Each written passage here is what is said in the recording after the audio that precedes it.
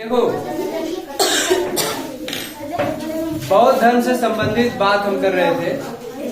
बौद्ध धर्म में जो बातें हुई थी, ठीक है, उसी के आगे हम लोग बात करने जा रहे हैं। कल हम लोगों ने बौद्ध धर्म के विषय में बहुत सारी बातों की चर्चा किया था। आज 1 दिसंबर है। आज हम लोग चर्चा करने जा रहे हैं बौद्ध दर्शन। बौद्ध दर्शन में 4 बातें हैं, ठीक है, जिसमें पहला है अनिश्वरवाद। ठीक, यहाँ देखो अनिश्वरवाद है, फिर शून्यतावाद है, फिर इसके बाद अनात्मवाद है, क्षणिकवाद है। अनिश्वरवाद का मतलब ये होता है जो ईश्वर की सत्ता को नहीं मानता हो, अर्थात जो कुछ दिखाई दे रहा है वही सत्य है, बाकी इससे परे कुछ नहीं है, उसको कहते हैं अनिश्वरवाद, जो ईश्वर की सत्ता को नहीं मानता हो। दूसरा है शून्यतावाद। संसार की समस्त वस्तुएं या पदार्थ सत्ताहीन है, मतलब जितनी चीजें तुम्हें दिखाई दे रही हैं उसका कोई अस्तित्व नहीं है। यहाँ पर एक और आएगा भी अस्तित्ववाद का। अगला है अनात्मवाद। अनात्मवाद मतलब आत्म चेतना पर सर्वाधिक बल, अपने ऊपर ज्यादा विश्वास करो, अपना दीपक खुद बनो, आत्म दीपो भव कहते हैं। दूसरे के ऊपर निर्भर मत रहो, अपनी चेतना पर विश्वास करो, अपने ऊपर विश्वास करो, जो तुम हो वही सही है। क्या समझे? बात समझे कि नहीं? इसको कहते हैं अनात्मवाद। चल रहा है जी? ठीक है। कितना सेकंड हुआ है? दिखाते नहीं। चल रहा है, लाल दिखाई दे रहा है ऊपर? ठीक, देखो अब देखो अगला है क्षणिकवाद। क्षणिकवाद का मतलब ये होता है इस सृष्टि में जो चीजें दिखाई दे रही हैं, जो चीज दिखाई दे रहा है उसका कोई आज है कल नहीं रहेगा, उसको कहते हैं क्षणिकवाद। मैंने आपको कल बताया था एक नदी में 2 बार नहीं नहा सकते, क्योंकि वो क्षण बदल चुका रहेगा, वो पानी आगे बह चुका रहेगा, और दूसरी बार जब डुबकी लगाएंगे पानी बदल गया रहेगा। उसका मतलब ये है कि दुनिया क्षणिकवाद है। कभी ये पेन नया हुआ करता था, आज कैसा है? पुराना है। ये शर्ट कभी खूब नया हुआ करता था, आज कैसा है? पुराना है, फट भी गया होगा। समझे? तो जो चीजें आज तुमको सही दिखाई दे रही है वो कल गड़बड़ हो सकती हैं। कृपया ध्यान समझ लो, इसको कहते हैं क्षणिकवाद। फिर है बौद्ध संघ तथा कार्य प्रणाली। 2 चीजें समझो, एक होता है भिक्षु, एक होता है भिक्षुड़ी। अगर कोई व्यक्ति बौद्ध धर्म स्वीकार कर लेता है उसको भिक्षु कहते हैं, कोई महिला अगर बौद्ध धर्म स्वीकार कर लेती है उसको भिक्षुड़ी कहते हैं। और बहुत से लोगों ने क्वेश्चन किया महात्मा बुद्ध से कि क्या मैं सांसारिक जीवन मतलब अपना घर परिवार देखते हुए मैं बौद्ध धर्म को अपना सकता हूं? उन्होंने कहा यस, अपना सकते हैं। इसको कहते हैं उपासक।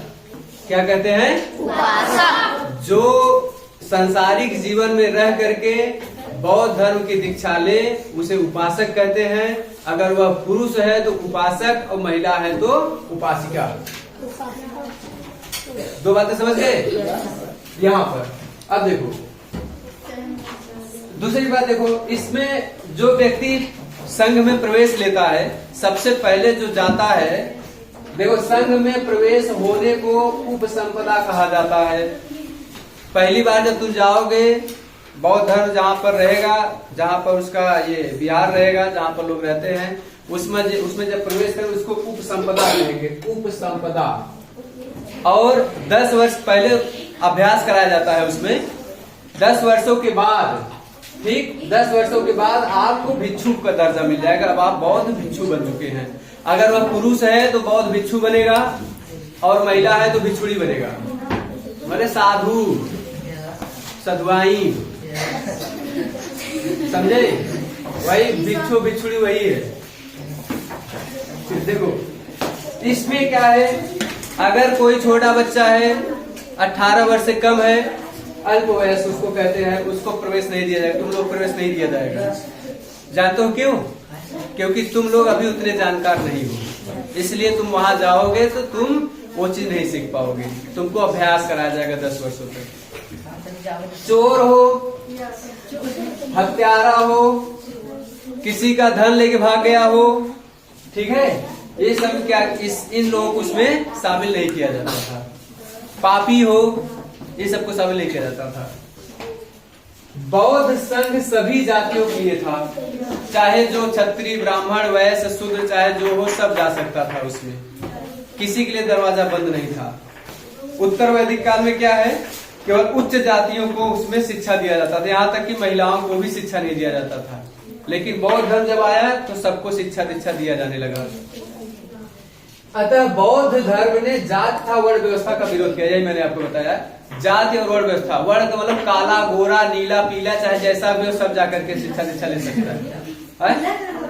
पीला आदमी नहीं होते हैं, उधर जाओ अरुणाचल प्रदेश और असम साइड में पीला पीला होता है, उनका मुंह पीला टाइप, तो उसको मंगोलाइट प्रजाति कहते हैं। नीला मंगोल प्रजाति, नीला नहीं होते हैं।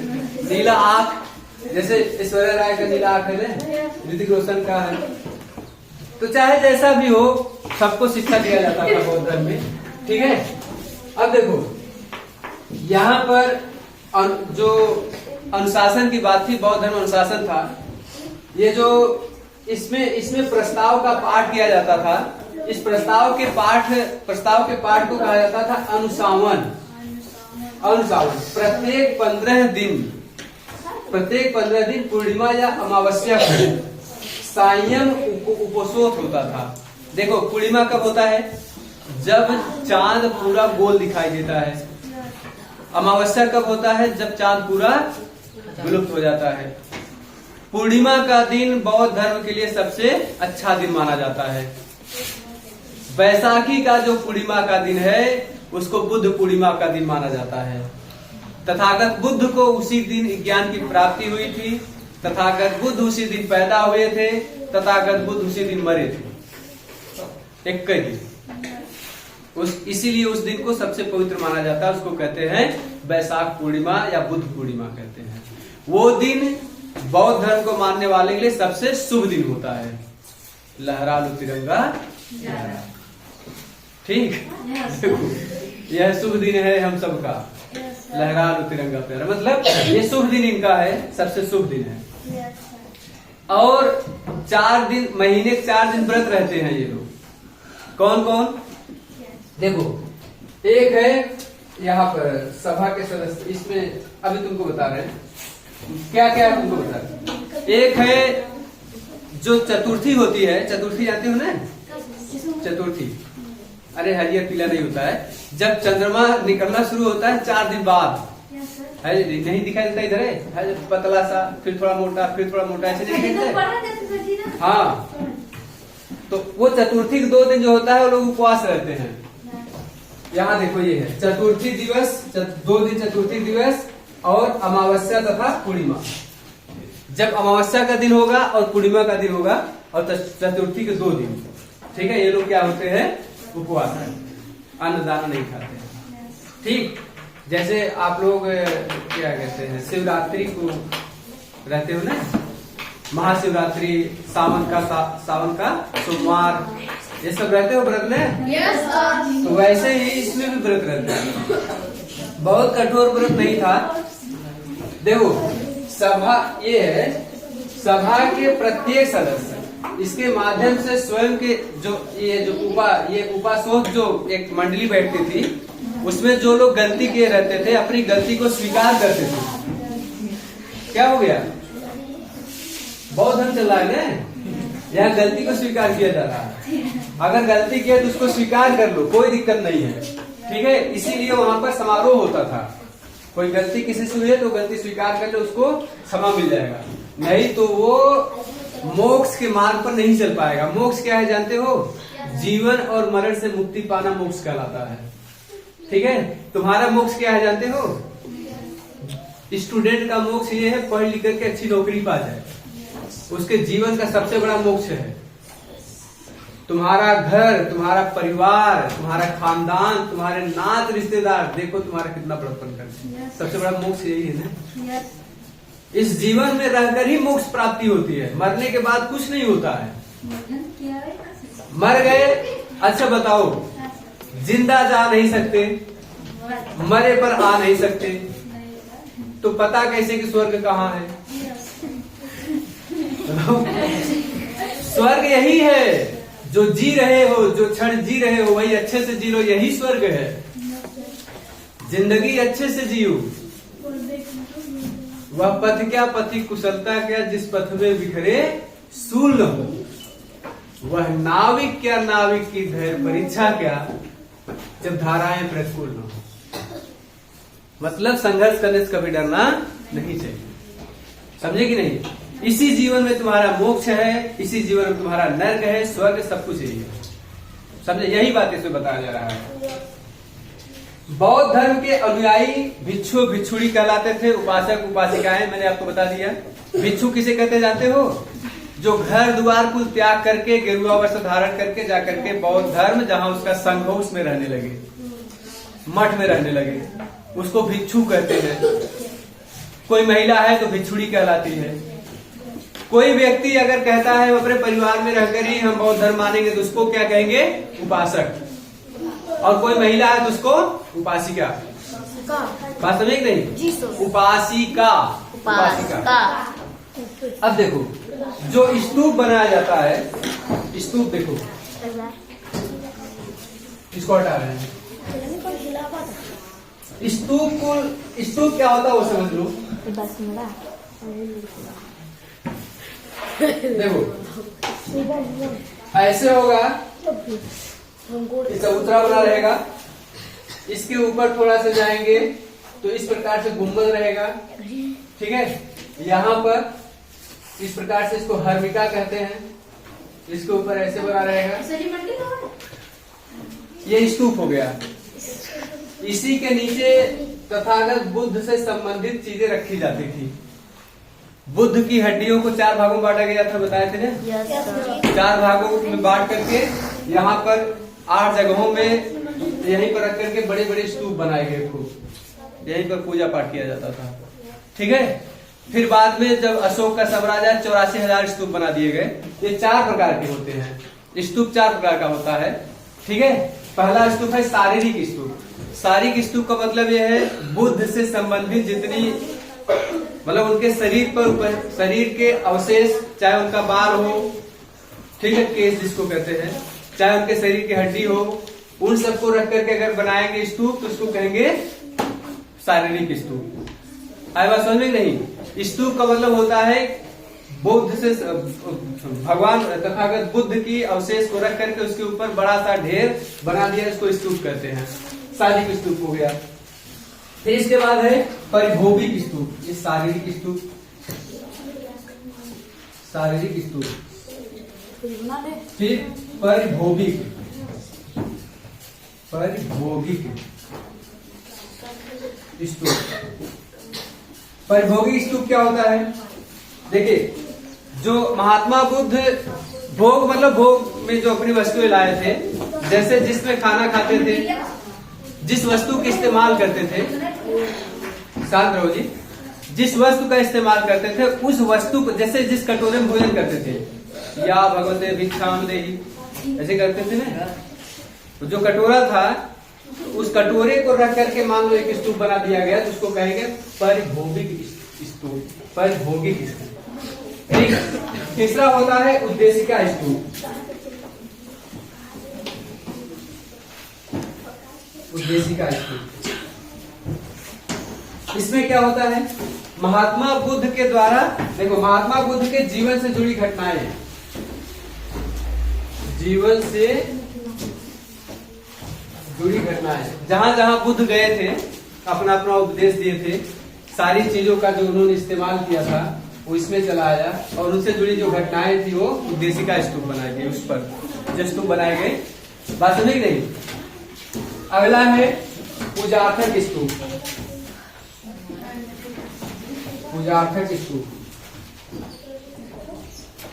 ये 4 प्रकार के स्तूप होते हैं। देखिए, बहुत से लोग ऐसे हुए राजे महाराजे महात्मा बुद्ध के दर्शन से वशीभूत होकर के, उनकी बातों से वशीभूत होकर के, बात समझे नहीं, उन वशीभूत होकर के जो जो स्तूप का निर्माण करवाए उसको कहा गया पूजार्थक स्तूप। बात समझे नहीं? बहुत से शासक बाद में आए ना बुद्ध के मरने के बाद, तो वो लोग जब बुद्ध के दर्शन को पढ़े और बुद्ध के विषय में जाने, तो उन लोगों ने क्या किया, बुद्ध के स्तूप को बनवाया, जिसको हम क्या कहते हैं, पूजार्थक स्तूप। ये 4 प्रकार के स्तूप हो गए। मस्जिद भी ऐसे ही बनता है ना? ऐसे नहीं बनता है? ऐसे बनता है। ऐसे नहीं बनता, कैसे बनता है? बताओ। मस्जिद ऐसे ही बनता है जी, स्टेडियम बना। समझे? मंदिर भी ऐसे ही है, सब लगभग सब कुछ एक ही है। काशी काबा कुछ अलग नहीं है। मंदिर मस्जिद मठ कुल एक ही है, कोई अलग नहीं है। बस हमारी आपकी भावनाएं अलग है, सोचने का अंदाज अलग है, बाकी सब कुछ एक ही है। कोई व्यक्ति किसी से अलग नहीं है, ठीक? ना कोई हिंदू है ना कोई मुसलमान है। हिंदू मुस्लिम सिख ईसाई जैन बौद्ध कुछ नहीं, सब केवल कौन है? एक मनुष्य जाति है, बस एक प्राणी मात्र है। देखो, बुद्ध के मरने के बाद 4 संगीतियां करवाई गई थी। संगीतियां मतलब बैठक या कुछ भी कर लीजिए, समिति कह लीजिए। 4 संगीति करवाई गई थी। पहली संगीति कब हुई थी? देखो, पहली संगीति हुई 483 ईस्वी में, ईस्वी रही ईसा बीसी में। और कहाँ हुआ था? राजगृह में हुआ था। कौन शासक था? अजातशत्रु शासक था।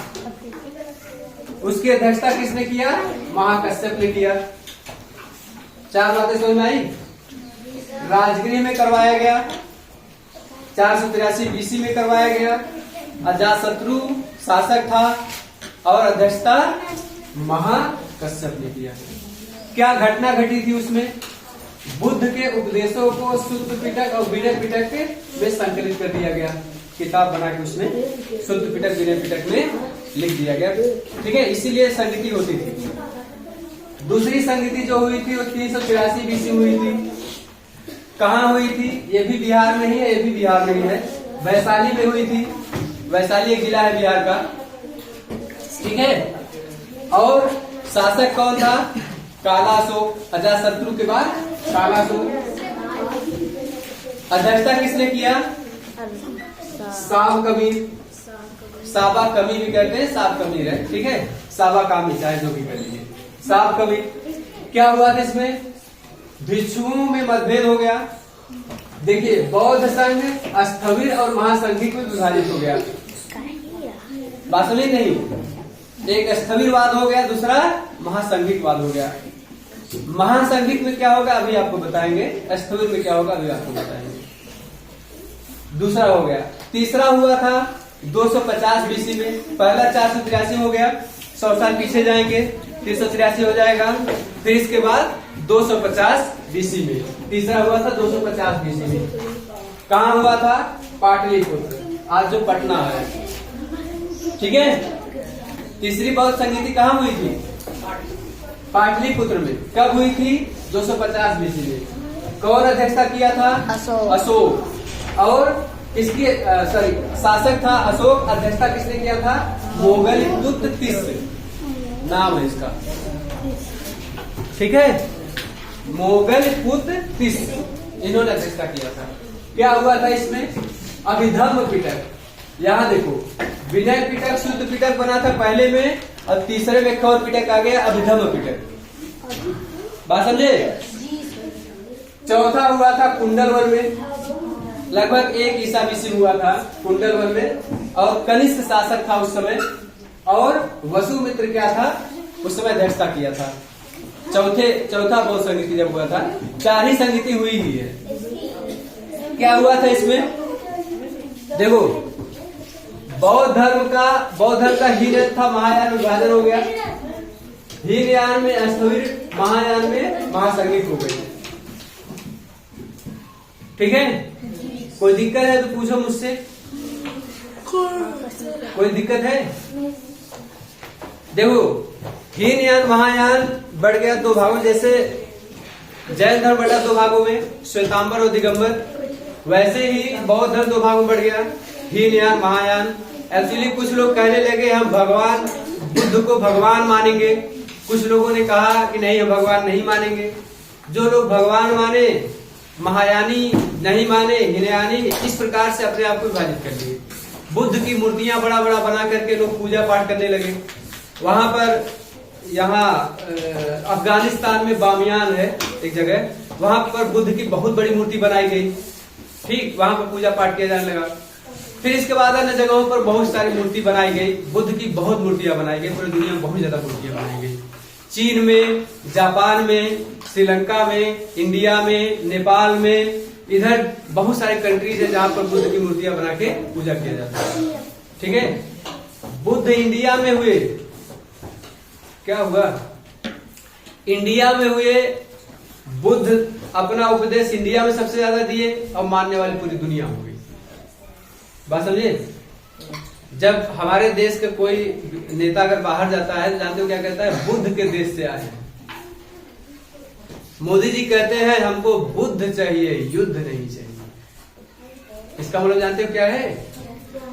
बुद्ध क्या है? अहिंसा का उपदेश देते हैं।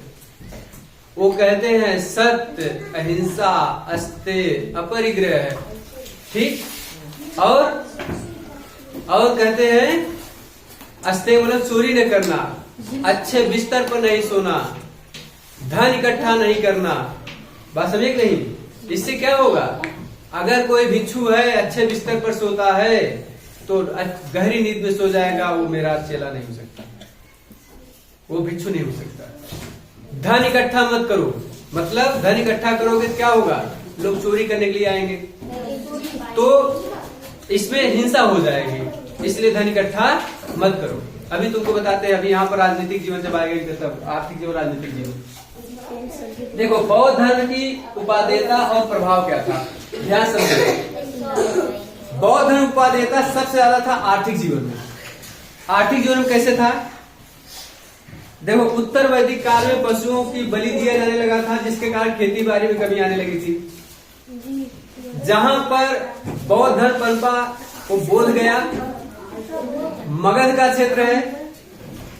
मगध में लोहे की खोज हुई थी। लोहे से क्या हुआ? हल बनाए गए, हल के फाल बनाए गए, हल के फाल और कुल्हाड़ी बनाई गई, जिससे जंगलों को काटा गया और खेत बनाया गया। हल बना करके खेत को जोता गया, जिससे कृषि बहुत ज्यादा की गई, खेती बाड़ी बहुत ज्यादा की गई। कृषि हुआ तो फसलें पैदा हुई, फसलें पैदा हुई तो लोगों का पेट भरने लगा, लोगों का पेट भरने लगा तो लोग आर्थिक रूप से क्या हुए? मजबूत हो गए। बात समझे नहीं? बौद्ध धर्म के प्रचार प्रसार के लिए बहुत सारे कारण हैं। ठीक, बुद्ध ने कहा था कि धन इकट्ठा मत करो। अगर एक व्यक्ति बहुत सारा धन इकट्ठा कर लेगा, दूसरा व्यक्ति गरीब हो जाएगा, क्योंकि एक ही व्यक्ति के पास ज्यादा पैसा हो जाएगा। यही है आर्थिक क्षेत्र। दूसरा है सामाजिक क्षेत्र। बुद्ध ने स्त्रियों तथा निम्न वर्ग के लोगों को उपदेश देना शुरू किया, जिससे सामाजिक क्षेत्र में क्रांति आ गई। मतलब स्त्रियों को शिक्षा लेने का अधिकार नहीं था, लेकिन बुद्ध ने क्या किया? स्त्रियों को भी शिक्षा देना शुरू किया। शूद्रों को शिक्षा लेने का अधिकार नहीं था, बुद्ध ने शूद्रों को शिक्षा देना शुरू किया। सबको शिक्षा देते थे, लेकिन इनको भी शिक्षा देते थे, जिससे इनकी लोकप्रियता बहुत ज्यादा बढ़ गई। क्यों? क्योंकि इनकी बातें लोगों को बहुत अच्छे समझ में आती थी। कारण क्या था? क्योंकि ये साधारण भाषा में लोगों को समझाते थे। बात समझ नहीं? मेरी बात समझ पा रहे हो? अभी जैसे तुमको अभी संस्कृत में अंग्रेजी पढ़ाना शुरू करो, उतनी बात समझ नहीं आएगी, लेकिन यही चीज हिंदी में बोलेंगे समझ में आ जाएगी। उस समय भाषा था पाली भाषा। पाली भाषा का इस्तेमाल करके बुद्ध ने स्त्रियों, पुरुषों, क्षत्रिय, ब्राह्मण, वैश्य, शूद्र सबको शिक्षा दिया। इसलिए सामाजिक क्षेत्र में क्रांति का काम हुआ। क्या समझे? क्रांति मतलब जानते हो क्या है? क्रांति मतलब बहुत कम समय बहुत बड़ा परिवर्तन क्रांति कहलाता है। A huge change in a small time, that is known as the revolution. बहुत कम समय बहुत बड़ा परिवर्तन। यहाँ पर हो गया सामाजिक क्षेत्र। राजनीतिक क्षेत्र में क्या है? देखिए, बुद्ध के संपर्क में जो जो शासक आए, बुद्ध ने अहिंसा पर सबसे ज्यादा जोर दिया था। अहिंसा पर जोर देने के कारण जो जो शासक थे वो शांति से अपना राजपाट किए और युद्ध कम किए। उसका सबसे बढ़िया एग्जाम्पल अशोक है। अशोक को जानते हो ना? सम्राट अशोक बहुत लंबे समय तक शासन किए, बहुत शांति से किए। बात समझे? यही कारण है ये राजनीतिक जीवन की बात नहीं किया। यहाँ पर है, देखिए, बौद्ध धर्म को स्वीकार किया, उन सभी ने अहिंसा का मार्ग अपनाया। ठीक है, अहिंसा मतलब जहाँ पर युद्ध नहीं होता है, बहुत नाम मात्र का युद्ध हो, युद्ध शांति से काम कर लिया जाए। ठीक, जो बात शांति से हो सकती है सवाल उठाने की क्या जरूरत है। ये राजनीतिक क्षेत्र हो गया। फिर है एक लास्ट होगा सांस्कृतिक क्षेत्र। सांस्कृतिक क्षेत्र में क्या है, बुद्ध की वस्तुएं, बुद्ध की संरचनाएं, ये सब क्या किया गया, स्ट्रक्चर बनाया गया। बुद्ध को पत्थरों पर बनाया गया, उनको बड़े बड़े पत्थरों पर काट काट करके बनाया गया। यही सांस्कृतिक जीवन है इनका। देखो, प्राचीन भारत की कला पर बौद्ध का प्रभाव परिलक्षित हुआ। श्रद्धालु उपासकों ने बुद्ध के जीवन की अनेक घटनाओं को पत्थरों पर उकेरा। देखो, सांची का स्तूप है, भरहुत का स्तूप है, यहाँ पर है, ठीक है, कहीं का ये सारनाथ है। ये सब पत्थरों पर इनके जीवन से संबंधित बहुत सारी घटनाओं को दिखाया गया। जैसे सारनाथ में बुद्ध जब शिक्षा दे रहे हैं 5 ब्राह्मणों को ऐसे बैठा करके, 5 ब्राह्मणों को ऐसे दिखाया गया, ऐसे बनाया गया है। बुद्ध ऐसे बैठे हुए हैं, शिक्षा दे रहे हैं। जहां जहां गए हैं उनको ऐसे शिक्षा देते हुए दिखाया गया है। बुद्ध ऐसे लेटे हुए हैं, ऐसे उनको ऐसे बनाया गया है। जब बुद्ध मरे हैं उसको भी दिखाया गया है। अपने परिवार को छोड़ करके जब वो ज्ञान प्राप्ति के लिए जा रहे हैं, यहाँ पर एमपी में उनके दृश्यों को बनाया गया, भीमबेटका में बनाया गया है, ठीक है, उनके दृश्य को बनाया गया है। राहुल और उनकी पत्नी यशोधरा ऐसे लेटे हुए हैं, उनको बड़ी दया की दृष्टि से देख रहे हैं, घर द्वार त्याग करके जा रहे हैं। वो सारी चीजों को पत्थरों पर बनाया गया है। तो ये संस्कृत का क्षेत्र हो गया। बात समझे कि नहीं। बौद्ध धर्म और जैन धर्म क्या समानताएं थे वो समझो। वेद दोनों नहीं मानते हैं, कहते हैं वेद कुछ नहीं है, वेद की प्रामाणिकता को अस्वीकार करते हैं। बौद्ध और जैन दोनों, महावीर और बुद्ध दोनों, ठीक है। दोनों धर्मों के संस्थापक क्षत्रिय कुल से थे।